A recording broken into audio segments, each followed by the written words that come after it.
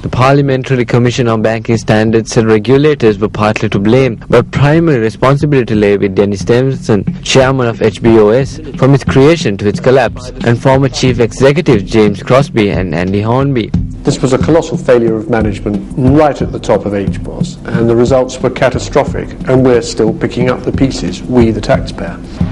HBOS was founded in 2001 after a merger between Halifax and the Bank of Scotland. Britain's biggest mortgage lender collapsed in 2008 and had to be rescued in a government engineering takeover by its rivals Lloyds, which itself then needed a bailout to survive. The Commission said £25 billion was lost on bad corporate loans, and there were losses of £15 billion at its international business and £7 billion at its treasury unit. British lawmakers said regulators should consider banning former HBOS executives from the financial services industry. Tyrie expressed surprise only one HBOS executive, the head of corporate lending, has been punished over the collapse. After the report, James Crosby, the bank's CEO between 2001 and 2006, resigned as an advisor to private equity firm Bridgepoint. Welcome back. It's financial fraud is what we're talking about. The people who are charged are James Crosby and Andy Hornsby, who basically were charged for wiping out shareholders and costing thousands of jobs and forcing around 20.5 billion taxpayers in bailout money. If you are interested in things of this nature, there is a movie that you must watch. Hopefully at some point of time we can play a trailer of it, but the movie is The Smartest Guy in the Room. It's a documentary about the fraudulent activities that went on in Enron, which was a huge Fortune 500 company in the United States of America, the largest business scandal in American history. It is about that. The individuals involved are Kenneth Lay, he was the founder of Enron. They talk about Jeffrey Skillings, who was CEO, who basically practiced a form of accounting called mark-to-model accounting, which basically gave an artificial illusion of liquidity. What happens is mark-to-model accounting is such that it allows the company to book profits on a project before the success of the project or before the implementation part of the project is complete, which basically gives an artificial illusion of liquidity. They did this for quite some time. They talk about the bull market, they talk about the dot-com bubble. So it's a movie that you must watch if you are in the business world, or if you're a student who needs to learn about financial fraud and the community at large as to how it affects thousands of jobs, thousands of employees, which means thousands of people as well. Before we go into the next story, let's kick back and relax and take a look at this song. Enjoy on Good Morning Sri Lanka.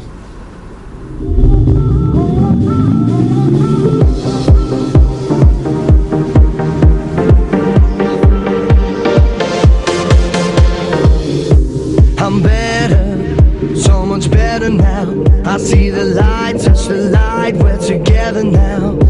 I'm better, so much better now. Look to the skies, give me life, we're together now. We've only just begun, hypnotized by drums until forever comes. You'll find us chasing the sun. They said this day wouldn't come and we refuse to run. We've only just begun. You'll find us chasing the sun.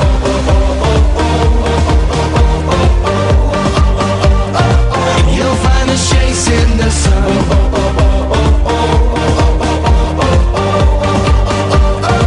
You'll find us chasing the sun. Daylight's fading, we're gonna play it out till it's golden again.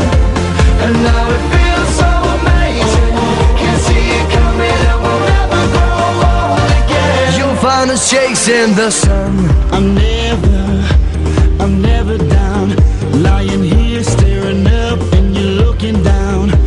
I'm never down, live forever, forever with you around. We've only just begun, hypnotized by drums until forever comes. You'll find us chasing the sun. They said this day wouldn't come, we refuse to run. We've only just begun. You'll find us chasing the sun, the sun, the sun, the sun, the sun, the sun.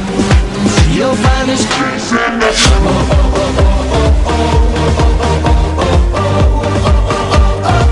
You'll find us chasing the sun.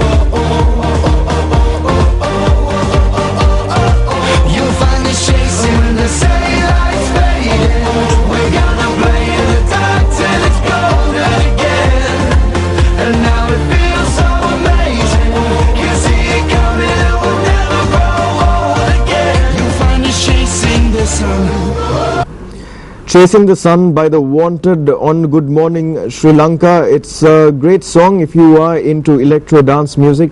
Also in news, sad news for all you EDM lovers was the fact that Swedish House Mafia decided to call it quits after a couple of years and having a great run. They came up with amazing tracks like Save the World and One and Greyhound, and they've called quits. They've separated their ways and probably will go on to make music by themselves. But it was a sad day when they played at the Ultra Music Festival held in Miami for the last time. Over 30,000 people there. I have managed to watch a clip of it when I was researching on Swedish House Mafia. But kudos to those individuals, because over the past few years they've managed to change the course of that genre of music and come up with some amazing music. So Swedish House Mafia, thank you for your contribution to EDM and electro dance music. With that, time for a short commercial break.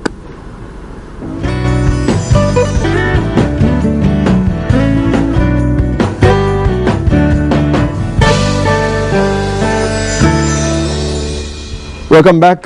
Final few minutes on Good Morning Sri Lanka before we head back and try to celebrate the Sinhala, not try to celebrate, what am I saying? Celebrate the Sinhala Alut Awarudu and the Hindu Alut Awarudu tomorrow and day after. But before we end the show, a couple of things that we have to talk about. There was a 14-year-old girl who is fighting for change. We have that story coming up for you. But before that, Japan has raised interest in investing in Sri Lankan Ayurveda beauty culture sector. It's good news for Sri Lanka because there is a lot of Ayurvedic medicine offered by Sri Lankans, and this will be transformed into beauty culture, and it has been, and there's a huge market for it as well, for natural products, for natural goods when it comes to beauty culture, when it comes to fashion. So Japan has basically announced their interest. There is a delegation from Japan down from the Tokyo Agricultural University who are talking to the highest levels in the government today about investing in agriculture in Sri Lanka to take it to the markets in Japan and beyond. So that's good news for us. That's good news for Sri Lanka. We have a little clip that I was talking about earlier, a 14-year-old girl who is fighting for change. Let's take a look at that one and come back to the studio. So much, Angelina, and I would like to thank Tina Brown and the Women in the World Foundation. Today they gave me an opportunity to speak, and today I'm going to announce the happiest moment of my life, and that is the first grant of Malala Fund.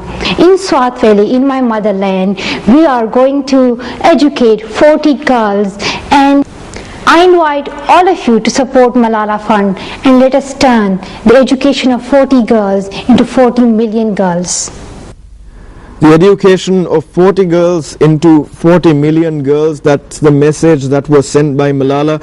If you don't know about this young girl, her name is Malala Yousafzai. She's a Pakistani, and she came into the news realm when she was shot by the Taliban for campaigning for girls' education at the tender age of 13 or 14. She created the Malala Fund after this incident with the help of the likes of Angelina Jolie, who is an ambassador for change. She's a part of the United Nations as well, if I'm not mistaken, and with the help of those individuals she has managed to raise a grant of $45,000 which she will invest in 40 girls from her region to educate, because she comes from a region in Pakistan which is lagging behind education, which needs upliftment. So this 45,000 will be given to 40 students who will get better education, 40 girls who will get better education and who will be empowered after their education. With that news, we are done for the day. We'll leave you in the safe hands of Arjun, who is an artist from Sri Lanka, who has redone a version of a famous song. The name of the song is Kabhi Kabhi. It's always good to showcase Sri Lankan talent, and that's the best way that we can end the show, with representing our country and proud to be Sri Lankan. Having said that, that's it for today. We'll catch you again, same time, same place on Good Morning Sri Lanka on another day. Until then, cheers Sri Lanka. Have a great Aurdu.